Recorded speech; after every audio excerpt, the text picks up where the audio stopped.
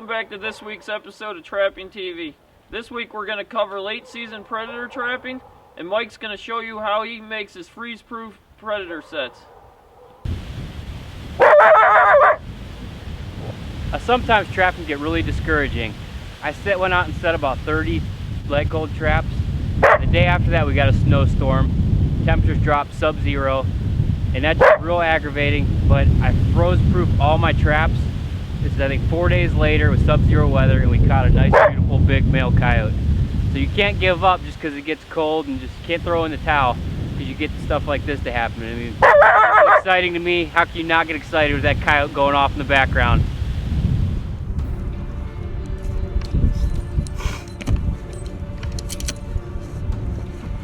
Well, we're at a beautiful location. It's a new property. No one's trapped this in years. And we got a winter wheat field and a cornfield on this side. We have farmlands that go through the center of it. And there's a couple of them that intersect right here. We got a creek behind the camera, which is a long-running barrier for coyotes. So I'm going to set a trap right in the center of this. I'm going to put a flat set, and then I'm going to go off to the side and put a dirt hole set somewhere. This is an ideal location. Everything comes together. So there's coyotes scat everywhere through here. So we're going to put 2 traps here, and we're going to move on down a little further to another intersection and set 2 traps. We'll have this covered any way they're going to come down a tractor trail. We're going to have for my flat set, I'm going to use this little subtle clump of sod for my backing. Bed my trap. For my attractant, I want to be 7 to 8 inches back for coyotes.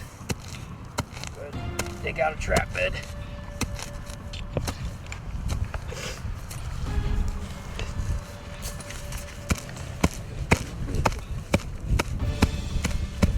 So for a flat set, I don't want it much bigger than my trap it is.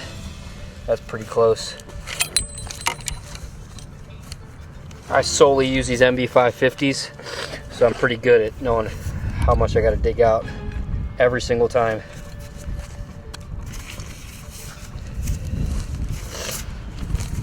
Put the disposable in.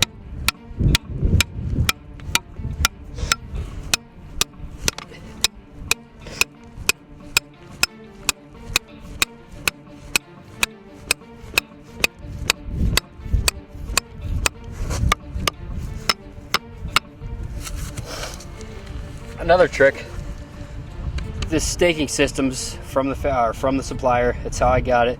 It's kind of a pain in the butt to pull out, so I always carry pliers with me, and I use these as handles. So I have something to pull my driver out. Sometimes not easy getting them out, but that's a pain trying to pull just on this. So I was down in Alabama a few weeks ago and figured that little trick out.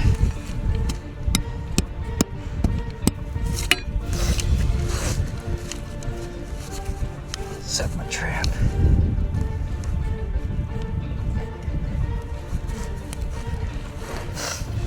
See, my trap's real close to the right size. I gotta dig out for the levers a little bit.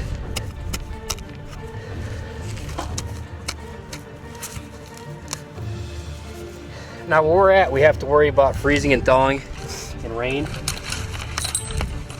So I prefer using calcium chloride.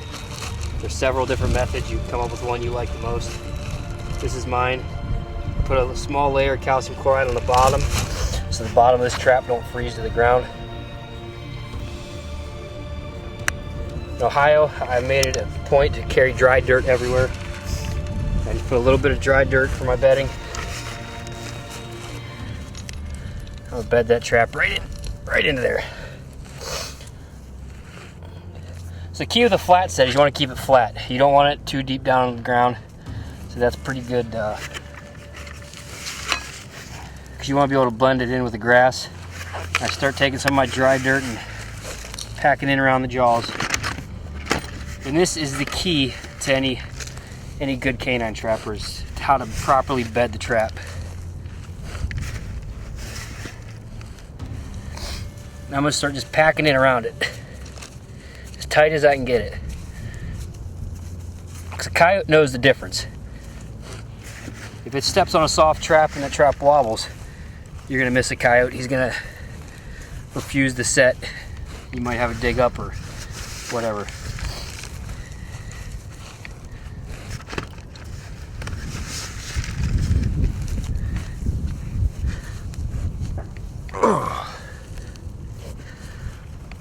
See now, anywhere I touch, it's solid. That's packed in there good. Make sure it's cleaned out around the pan. And I don't use a covering or well, for my underalls, I use peat moss.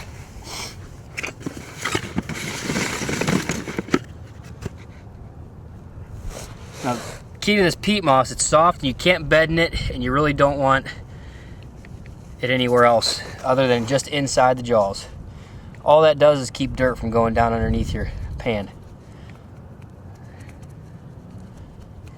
See, that's what I want to see right there. You want to see that pan. Now I'm just going to cover it with dirt. Finish the set.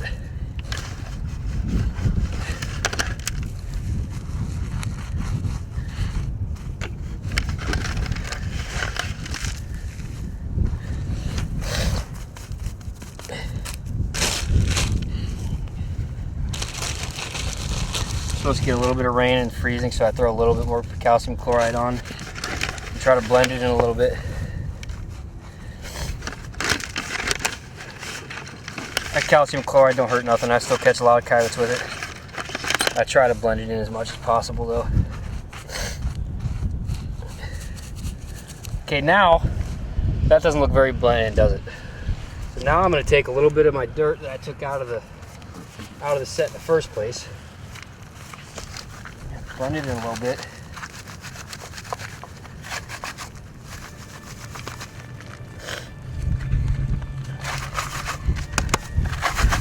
And it's already getting better. Now I'm just going to start brushing around it. Start just pulling little clips of grass from all around.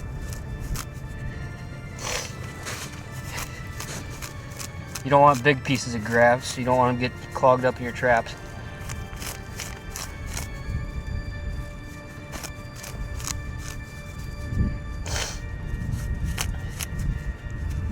Even to blend it in even better now, I'll take my hammer and mess some ground up around it.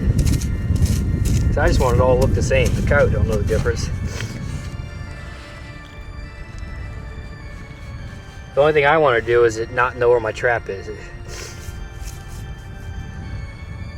Alright, on my flat set that's frozen, freeze-proofed, bedded, blended in.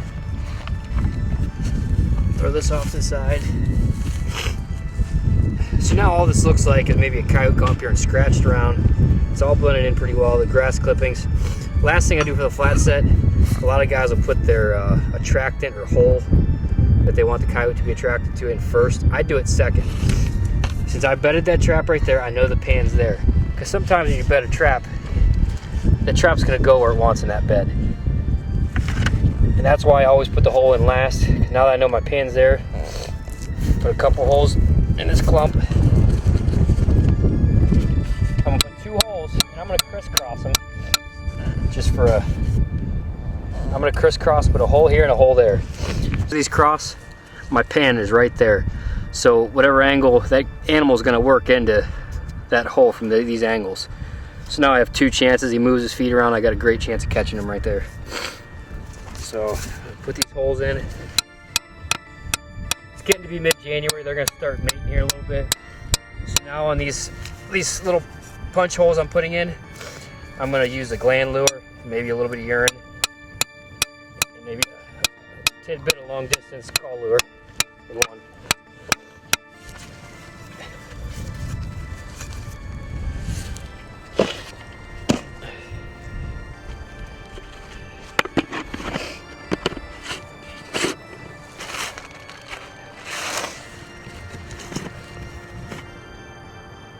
Now that set's almost complete. All I have to do is lure it, but I'm kind of picky about all the 4 sets. I'm going to make all 4 sets, then I come back through with different gloves on and lure them all. I don't want to contaminate my traps. So let's move over here and make the next set.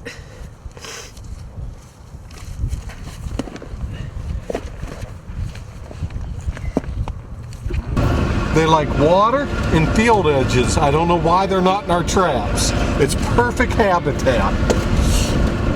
It's because they're up here. Like Kemble said. Woo! Gipper dog. Going to the cabin to trip 1. contestant runner-up. I don't really cry because it wasn't my trap.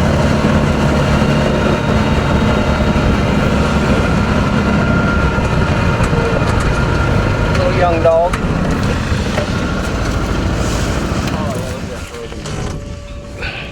Sweet. First coyote of the day. This was just a basic flat set out here in the middle. There was a clump right there. He's gonna be fun. It's frozen. Check these snares first, then we'll come back and talk about them. Hold on. Well, got a nice coyote here, just getting started today. This coyote fell to a nice flat set, and it's inside corner. We have a long ditch row here and behind the camera. We have some pheasant habitat, switchgrass over here, which was great hunting habitat. And this tree row, which you can see down through here. It's basically a big T intersection with 1, 2, 3, 4, 5 features. And we have 2 sets here and the flat set connected. It's a super prime coyote. It's 9 degrees out here, and it's hard to beat success like this.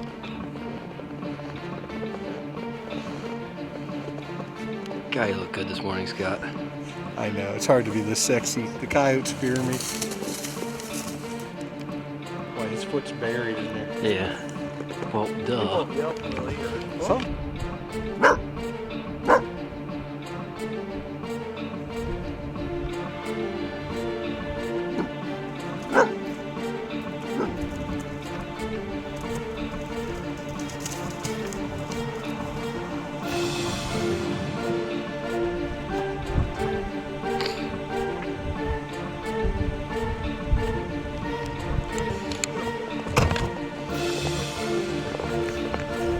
Nice coyote.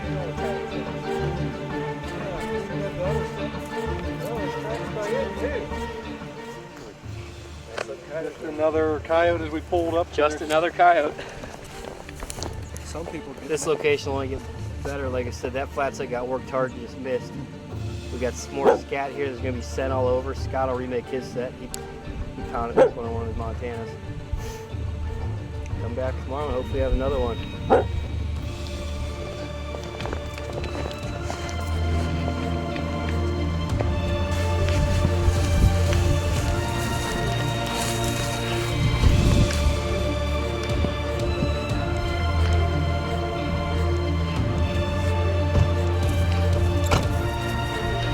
Yeah, Mike.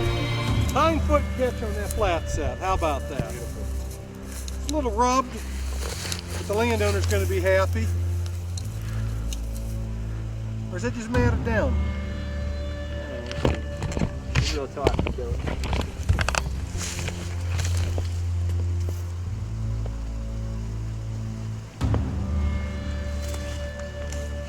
I want to introduce you to Tim Woods. He's the head guide at Hunt Masters. He's won Jury's Dream Season, knows a lot about trophy whitetails. Why does he have us here? He don't like coyotes. Tell us about coyotes in your program, Tim. To me, a good coyote's a dead coyote. I mean, Hey, I'm with you. That keeps me employed. yeah, I mean, anytime any of my clients see a coyote, they're usually, even if they are just mousing or messing around, they're pushing deer off of plots. They're doing stuff that I don't want them to do. And to me, they're a predator. They got eyes in the front of their head, and they're after, And the you'd wrong rather thing. pick what deer lives and dies and let Oh, the exactly. coyote just Yeah. eat whichever. As he far wants. as, a lot of people say, well, that's Mother Nature's way of controlling the herd or the population or whatever. But when, this is what I do for a living, as far as outfitting and managing deer, let me do trigger management versus coyotes coming in and Sure. picking and choosing. Fawn off the biggest buck you have on the property, a coyote indiscriminately eats. Yeah, I mean, the world record buck start, at one time he was about the buck. So you never know. Yeah, it was a fawn and had a little wet nose and soft eyes and spots. Yep. Coyote don't discriminate. No. So what type of practices do you guys do now for predator control? You. That's what I want to do. Yeah, brought you guys down, and Scott's been down here for the last couple of years, and bringing you down now, and I've got some ground that you guys haven't even touched yet. I need to I know you guys will, help me help myself, basically. And that's doing what I do. It's hard for me to be in so many places at once. There's only one of me and one of Joel, and having you guys come down here, you guys got the tools, you got the knowledge, and I can just cut you loose, and I know you're gonna produce. We'll take care of you. Yeah. What about other animals? I mean, coyotes are a big problem, but how about the raccoons and possums? Oh, coons are terrible. It's legal to feed here, and we supplement feed throughout the year in the summertime and stuff. And I've got, I'll have a trail cam picture with 20, 30 coons in it. That's crazy. crazy. And they're sitting there eating, my protein feed that, that Costs a not lot of free. money. Yeah. Yeah. And I'm producing you guys from Boone and Crockett coons, but it's not going the right We thing. got You some know what I big mean? coon here, that's for So sure. yeah, and so they're stealing money out of the kitty too. Yep. Yeah.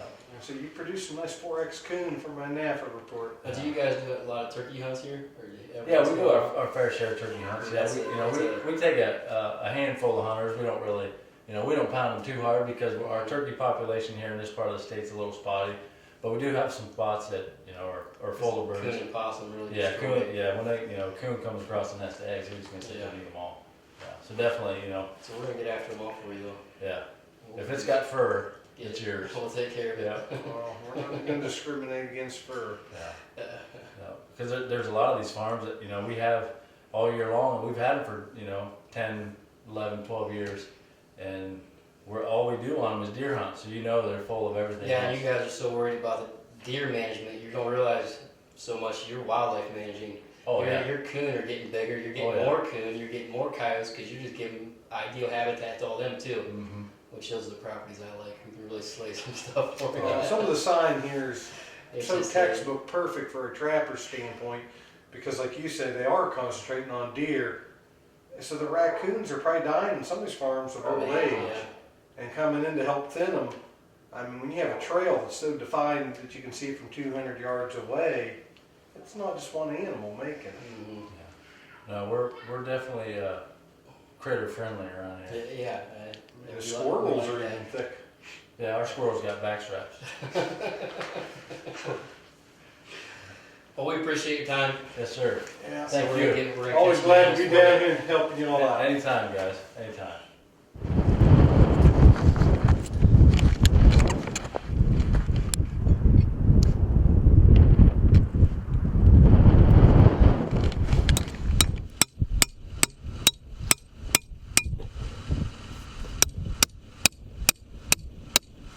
Late winter trapping can be a pain. It sure is rewarding when you make a catch because it's not easy. Not many guys are out doing it. Now I'm just gonna lure them 2 holes, maybe some land lure and some urine. And that'll be it. Come back and pick up another coyote in a few days.